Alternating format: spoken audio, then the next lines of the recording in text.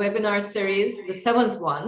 And this noon, actually, which is an afternoon or evening in Japan, we're going to host a great contributor from Tohoku University.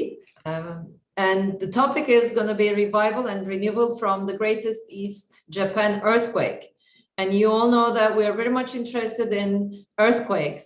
And the nephrology and orthopedic teams got together, and with my orthopedic team's help, we had the privilege to host Professor Itoi now. Now I'll pass over to Professor Ibrahim Tuncay, and we'll continue from here. Thank you very much. And whenever our rector, Professor Mesa Kazancıoğlu, started this event, this very important event, so we do it together. And I have talked about and think about Professor Itoi, that I have listened to him in an ISACOS meeting, if I don't understood it. That he has a great talk about earthquake and its events, and also very attractive talk. And I have talked with Dr. Kerem and requested him that if we can invite him to talk about this earthquake, what do you think about? And he has replied to me, it will be very nice for us, for all our country, and for all our Turkish orthopedics groups. And Professor Itoi from Tohoku University, he is an attractive CV. And Kerem will mention about his attractive CV with a brief CV, and he will talk afterward. Kerem, can you continue? Hello, everyone. First, I would like to thank to our rector, Bezman University rector, Professor Mesa Kazancıoğlu, to organize this strong webinar series, and then Professor Ibrahim Tuncay to participate, and A.G. Toyi for his great contribution. I would like to introduce briefly Professor Itoi. He doesn't need any introduction for me because I am a shoulder surgeon, so I was doing my fellowship, CESEC fellowship with him in 2012. So Professor Itoi is my teacher also. He was doing his medical faculty. He was finishing his medical faculty in 1980 in Tohoku University, Sendai. And he was doing his PhD on osteoporosis in the same university. Then between 1990 and 1993, he was doing his senior research fellowship in Mayo Clinic. And then became professor and chair in Akita University in 2001. And between 2006 and 2021, he was the professor and chair of Tohoku University School of Medicine. And this year, he was retiring and became the emeritus professor in Tohoku University, and is still the vice president of Tohoku Rosai Hospital. He has so many awards and honors, as we know. He has 2 NEAR awards in 1992 and 2003, clinical and research papers. And 2016 and 2019, he has a present guest speaker in International Congress on Shoulder and Elbow Surgery and Effort Congress. And also in 2019, he was the NEAR honorary lecturer in ASCS meeting in 1990 in New York. And he has a very big award from the Arthroscopy journal in 2019. He was selected as a most cited publication about the glenoid tract concept in 2014. And he has also so many books, chapters, approximately 141 book chapters. He has more than 300 of review and others. And also he has a 692 original articles. And his age index is currently 52. So Professor Itoi is a really scientist, and for me, is a surgeon scientist, and I am very honored to have him in this webinar series. Please, Professor Itoi, the screen is yours. Thank you, Kerem, for your very kind introduction. And I'd like to share my slides with you. Can you see my slides? Okay, Yes. good. I'm Eiji Toi. Thank you for inviting me to this opportunity. And I'm thankful to Kerem and all the organizing members of this lecture. So today I would like to share our experience of the Great East Japan earthquake. But before that, I'd like to introduce myself. This is the map of Japan, and this is Tokyo, the capital of Japan.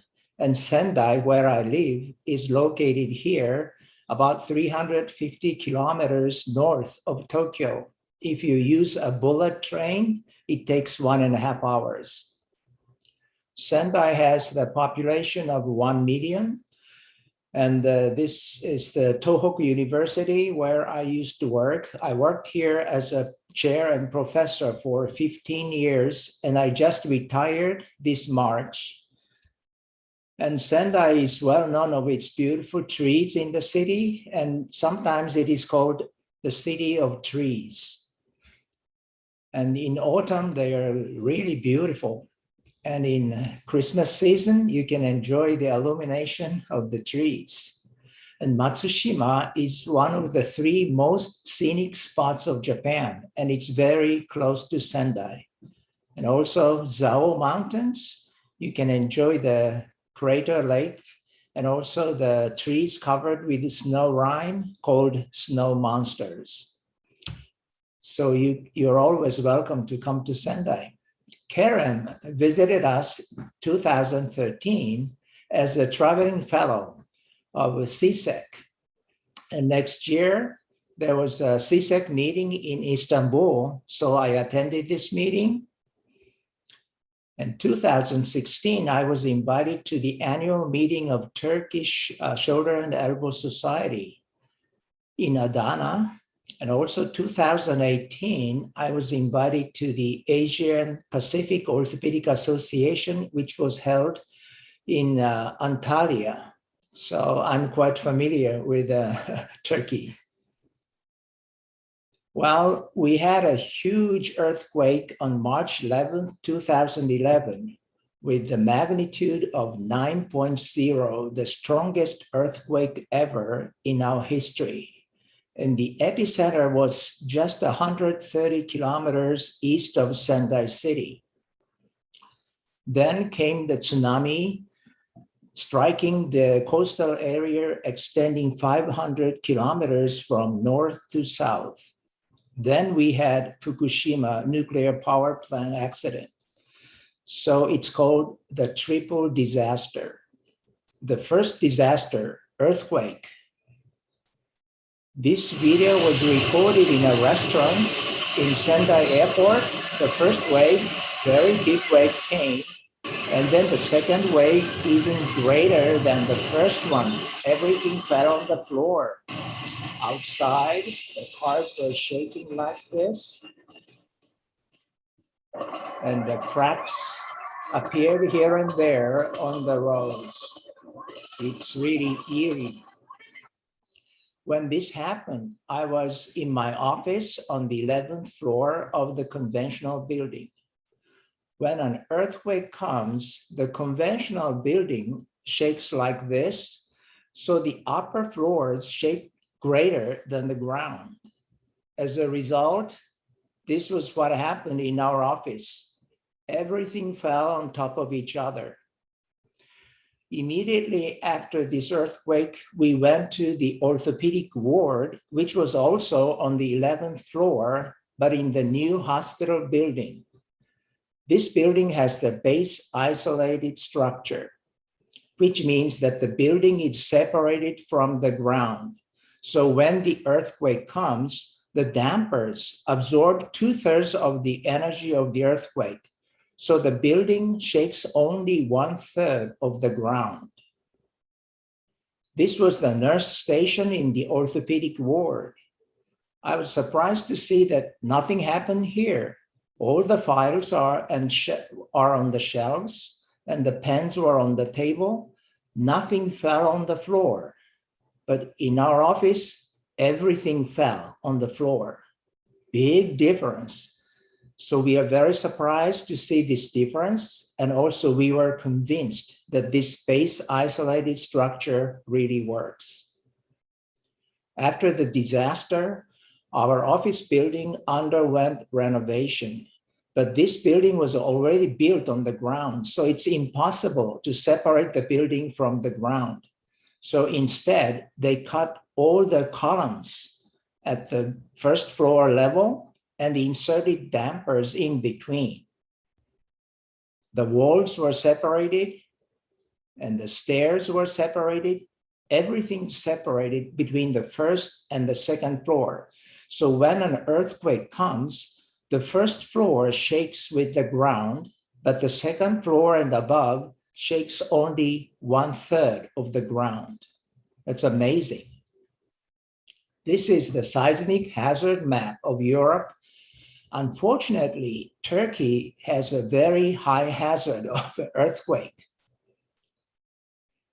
But when it comes, don't run outside because it could be very dangerous to run outside during the quake. So stay where you are during the quake. The message number one, earthquake resistant structure is really efficient. And in a high hazard area like Turkey or like Japan, we need to be aware of that and stay where you are during the quake. The second disaster, tsunami. The tsunami may come first as a very small, tiny wave, but don't make light of it because in 1 minute, it was like this, 2 minutes, and 3 minutes. There was absolutely nothing you can do with this monstrous body of water. All you can do is just run away, either up to a hill nearby or on top of a tall building. But when you escape, don't use the cars because the roads are packed with cars and all these cars were swallowed by tsunami. Only those who use their own feet could survive. So message number two, never fight with tsunami. Escape to the nearest height. And do not use the cars. Use your own feet to survive. And if you live in a high hazard area, then check your escape route beforehand, either home or workplace or school. Wherever you are, you need to check it beforehand. This is the tsunami hazard map of Europe. Turkey is not too bad. The coastline is from medium to low hazard area, but don't feel relieved yet because the problem is not tsunami, but problem is this. There are a whole bunch of nuclear power plants in Europe, especially in France. Right now, fortunately, there's no nuclear power plant in Turkey, but one is under construction. This is built by Russian company, Akuyu, and it will be done in 2 years. The second one is in Sinop. Japan was first involved in this project, but because the costs were skyrocketing, the Japanese company decided to withdraw from this project. The third one, Iguneada, this is under still planning, but I heard China is going to build a nuclear plant here. So in a few years, you will be surrounded by a whole bunch of nuclear power plants. And this could be a serious issue for you. Because the third disaster, radiation, this is totally different from the previous two. This is not a natural disaster. This is a man-made disaster. Fukushima Daiichi plant had 6 nuclear reactors, and reactor number 1 through 3 were working in full service at the time of earthquake. Then tsunami hit the plant and knocked out the power because all the emergency generators and batteries were soaked in water. The cooling system failed. The reactors overheated, causing the fuel to melt. And this melted fuel, called corium, was down at the pressure vessel, and it pierced down to the containment vessel. Then the reactor released hydrogen gas, but unfortunately, the venting system did not work. So eventually, the hydrogen explosion occurred. The first explosion occurred in reactor number 1, and 2 days later, reactor number 3. And eventually, all these 4 reactors exploded and releasing the radioactive materials into the air. It spread first to northwest and then southwest, covering Fukushima and northern part of Kanto district. The surface contamination was also the same, but this was not just limited to Japan. Because of the strong westerlies, the radioactive materials were spread across the Pacific Ocean in 10 days. And the ocean contamination was also serious. This was 1 month after the accident, and this was 1 year. Now we have about 1,000 tons of underground water coming into this area every day. And as a result, 190 tons of highly contaminated water must be pumped out and stored every day. In order to reduce this contaminated water, they started to freeze the ground around the reactor buildings so that ice wall would block the inflow of the underground water. After this system started, this was reduced a little bit, but not much. We still have more than 100 tons of highly contaminated water every day, and we will soon be out of space. This year, the government announced that they would release this contaminated water into the Pacific Ocean.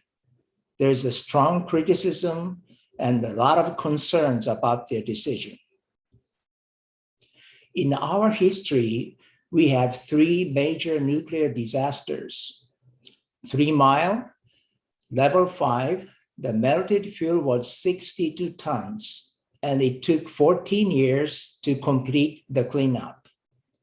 Chernobyl, level 7, 190 tons, and it's still unsolved. It took 28 years for them to complete sarcophagus, which means the concrete tomb to cover the reactors. And they said in 100 years, they will open this sarcophagus and start cleaning up the mess. And they said it would probably take 500 years. Fukushima is level 7, and the melted fuel was 1,000 tons. So we never know how long it would take to clean up this mess.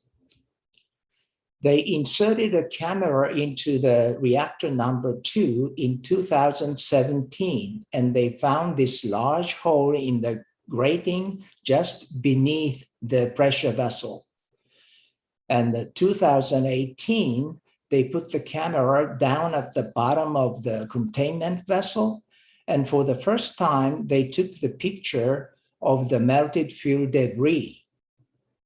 In 2019, they inserted robotic arms to touch the debris, and some of them were like pebbles, and others were like large rocks.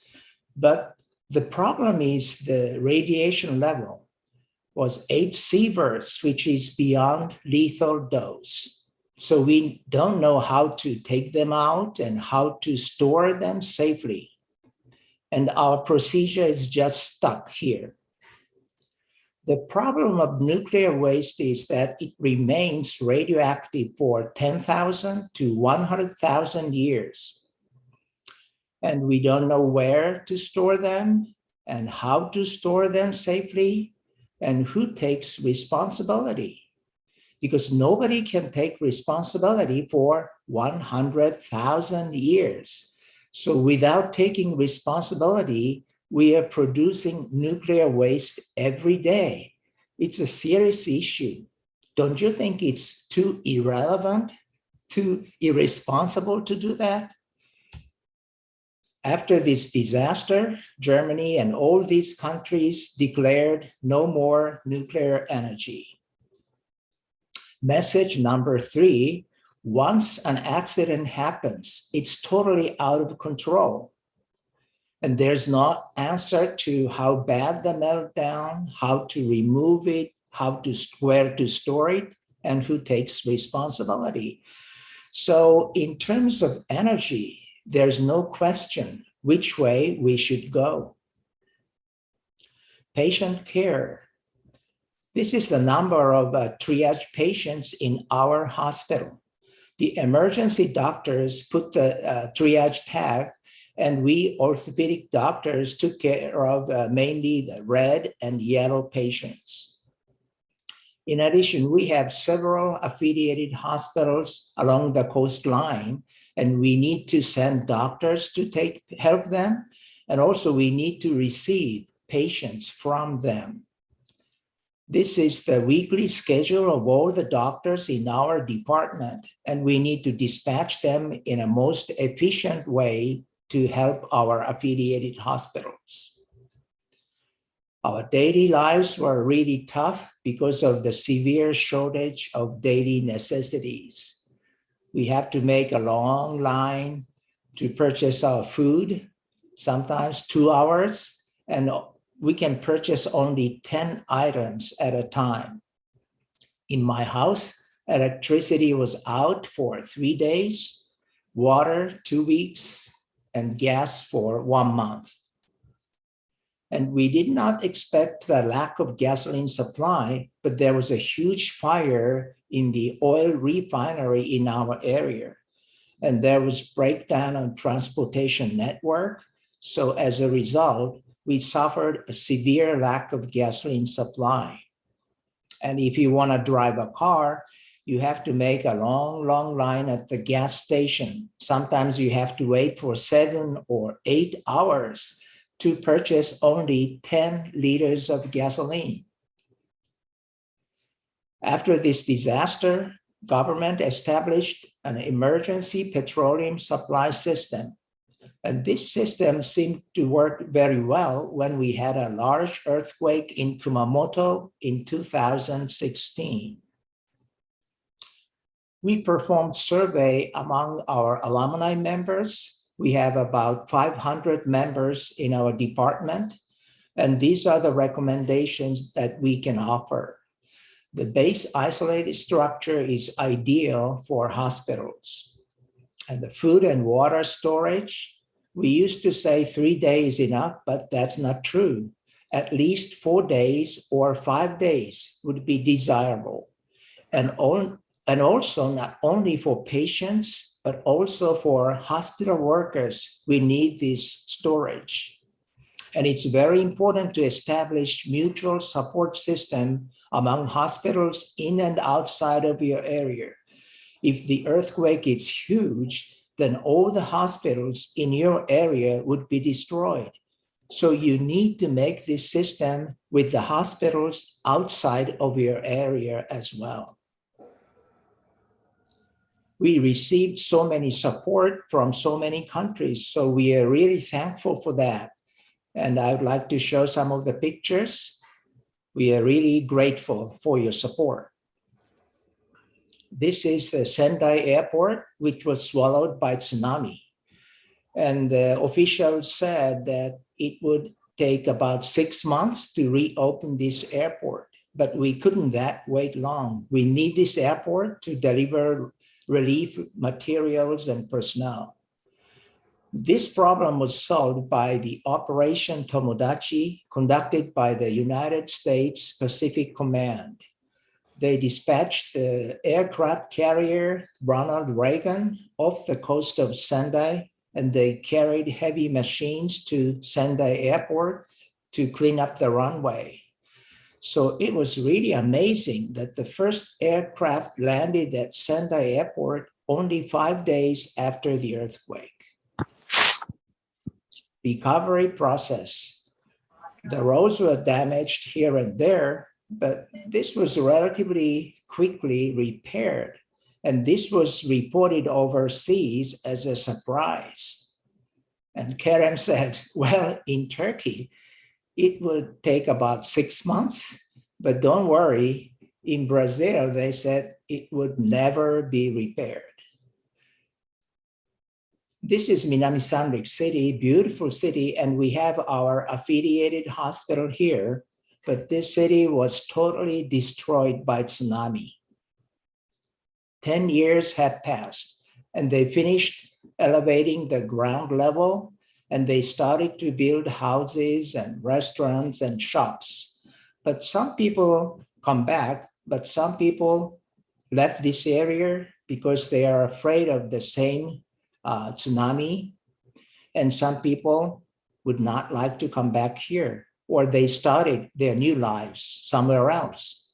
So this community would never be back again. That's the difficult part of the recovery process. As of April this year, we still have more than 40,000 people being evacuated because of this triple disaster. So from this disaster, we learn that preparation comes first. Natural disaster may come to you anytime, anywhere. And with full preparation, we still cannot avoid the natural disaster, but we can minimize the damage caused by the disaster. And energy is a serious issue to be considered, and we need to shift to renewable energy, not only for our generation, but for the generations to come. And we received so many supports from so many countries, and we are thankful for that. And mutual aid played an essential role in the recovery process. So I'd like to introduce my favorite verses to finish my talk with. Because of the Lord's great love, we are not consumed, for his compassions never fail. His understanding is beyond human reach, giving power to the tired and reviving the exhausted. Those who hope in the Lord will renew their strength. Yes, revival and renewal. This is the spirit that we have, and we would like to carry on this spirit for years to come. Thank you very much.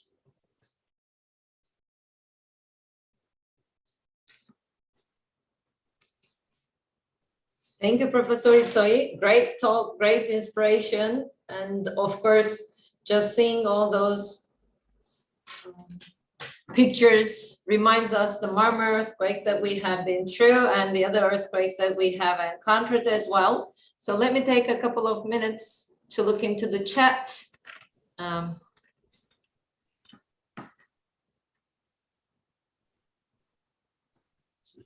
Rümeysa Hocam. Yeah, okay. Professor Feza Korkusuz is with us. He is the Vice President of TÜBİTAK, as you know. Maybe of course. He can have some contribution to his talk. Definitely. Go ahead. Konnichiwa, Itoi sensei. Watashi wa Feza Korkusuz desu. I lived in Japan for 2 years in Osaka. Oh, really? Yeah. Wonderful Japanese. Thank you. So I myself experienced several small earthquakes.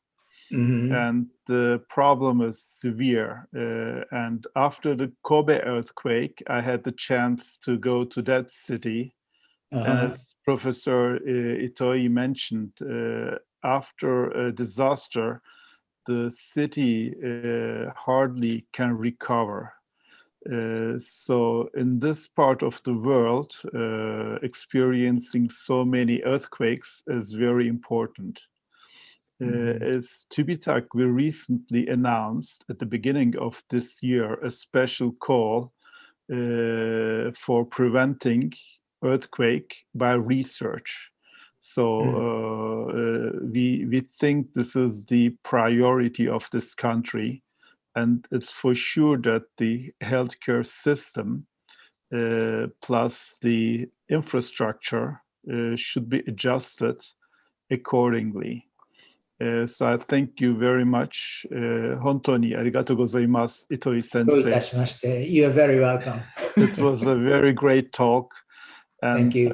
there were several messages to be taken home, and we should care about that. Arigatou gozaimasu. Thank you. Thank you. Of course, my lecture is my view. So some people may have a different view of this disaster, but I think I'd like to ask you to consider about these issues together, and especially nuclear power plant issue. It's not the way we should go. That's my opinion. Okay, I'm just interested in a little bit more about the numbers.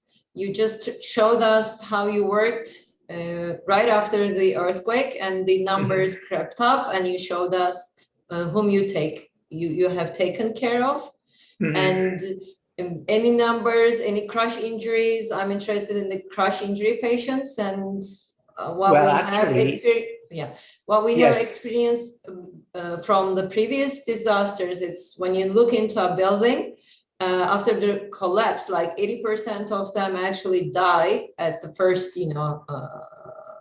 attack of the earthquake and things under the rubble. And like among those, you expect among the earthquake wounded patients, 10% to have crash syndrome and therefore require dialysis. So I'm just wondering what were your numbers after Fukushima? I know about the Kobe and the other earthquakes as well, but I don't have the numbers for the latest ones, especially in 2016 and 2011 earthquakes.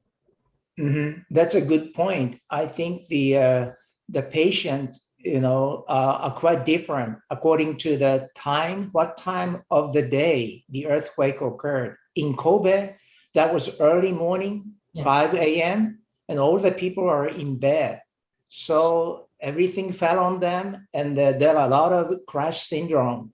And the greatest number of patients came on the first day.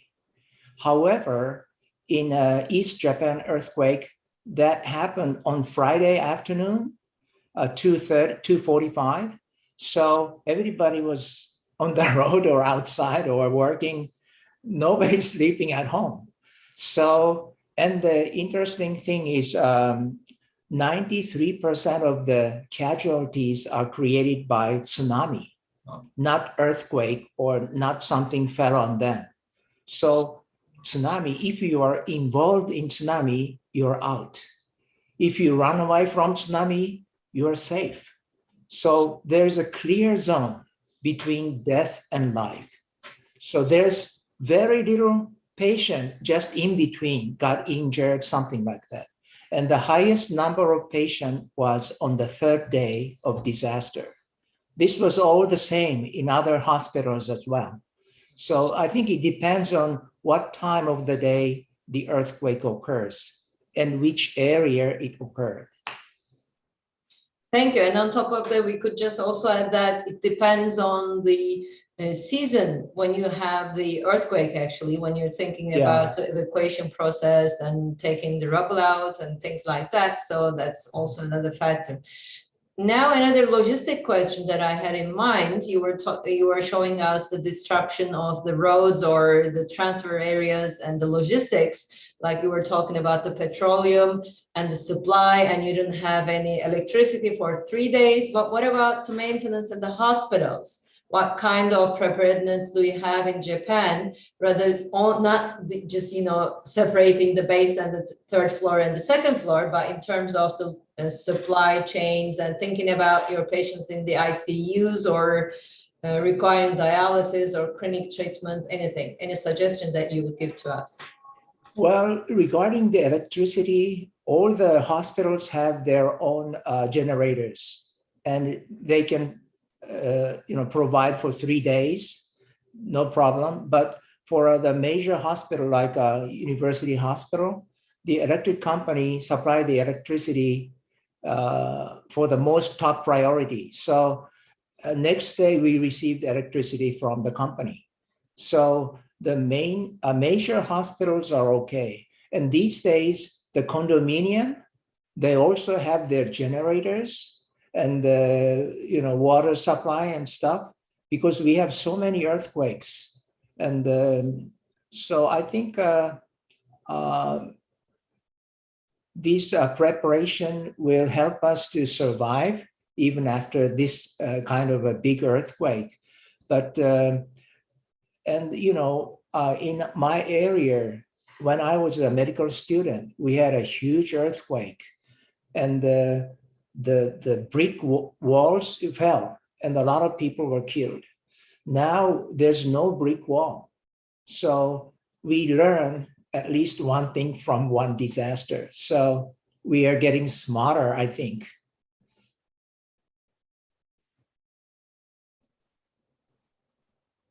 Okay, any other questions?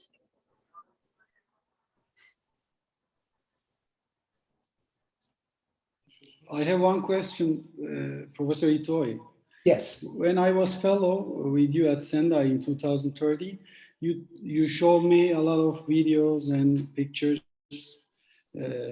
about the tsunami, and you said especially Japanese people would prefer to live or settle nearby the sea, as they are fishermen and they fish and they want to settle nearby the sea. But after this tsunami, you told us that you are mostly moved to the mountainside. Is that really now popular, or people after the renewal, they are starting to remove to the nearby the sea?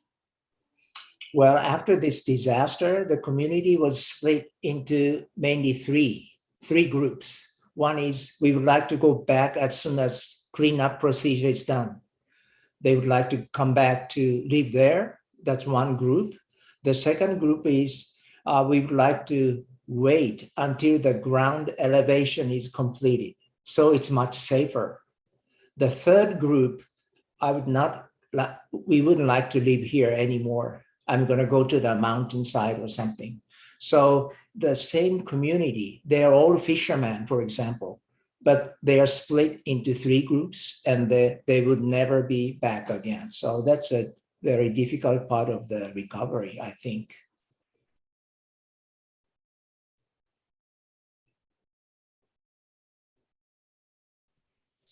May I have a comment? Yes. I'm very pleased to hear your talk again after this ISACOS meeting. And also, you have mentioned about our countries.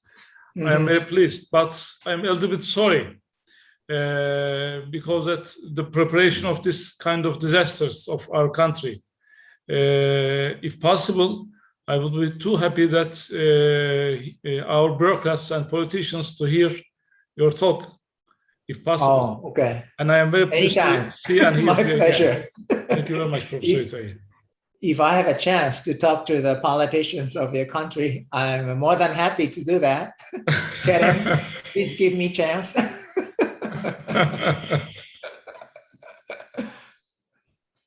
Yeah, but the politicians have their own idea.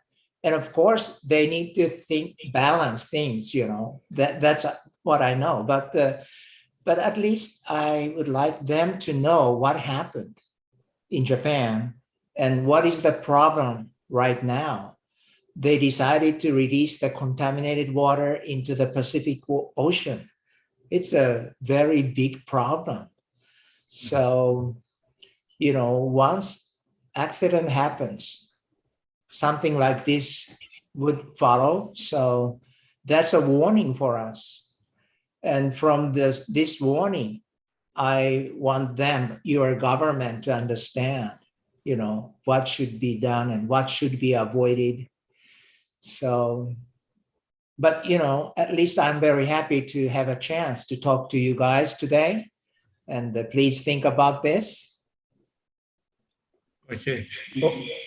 Also, we are always focusing on the earthquake, but not the tsunami and the nuclear risks. But you have warned us tsunami and for the future risks as the nuclear risks and nuclear power. And I am too pessimistic after your talk. Okay. Yeah, but don't be too pessimistic, but don't be too optimistic as well. So, we need to be realistic. Okay, thank you very much. Yeah, you are very welcome. We have a question from our orthopedic resident, Dr. Huzefe Çetin. Okay. He would like to ask Professor Itoi, if you were the energy minister of a country, what would you think about the establishment of such power plant in your country? Okay, it's a renewable energy. Taken nowadays regarding nuclear energy. Don't we have any other way worth the risks taken? Well, I think there are many ways to produce renewable energy. The one is the simplest one is solar energy, and also wind energy, and also these days in Japan we use ocean wave energy. There's always wave, and that wave motion can be used for electricity. So I think there are many ways to produce renewable energy, but the politicians would like to go to nuclear energy because it's so simple, no carbon dioxide, but that's something we should avoid. I would like to say in a loud voice, we should avoid that. Thank you. Okay. Thank you. Thank you very much. Thank you. You're very welcome. I don't see any See questions, and we are just hoping to host you in Istanbul soon after the pandemic or the waves, go. This is also a disaster, and the disasters are not defined by tsunamis and earthquakes. We also have the, all these hurricanes and the other things going around, and it's just not man-made. Nature-made disasters, but we also have the man-made disasters, and we have the displaced people disasters, and etc. So it's gonna be in our lives, and the best way is to get prepared and to learn from our experiences, because we cannot do any randomized controlled trials or animal models on this type of scenarios, but maybe we can work on it. And in this talk, I'm seeing a couple of our colleagues and faculty interested in disaster management. And we have a master's program about that in the university, as we are very much interested in disaster as the orthopedic team and the nephrology team. And so thank you for being with us at this time of the day. And we're looking forward to host you in Besmailem one more time. Okay. Yeah, next time, want to see you in person. Bye-bye from Japan. Thank you. Thank you very much. Bye-bye. Thank you. Bye-bye. Thank you. Thank you. Bye. Thank you.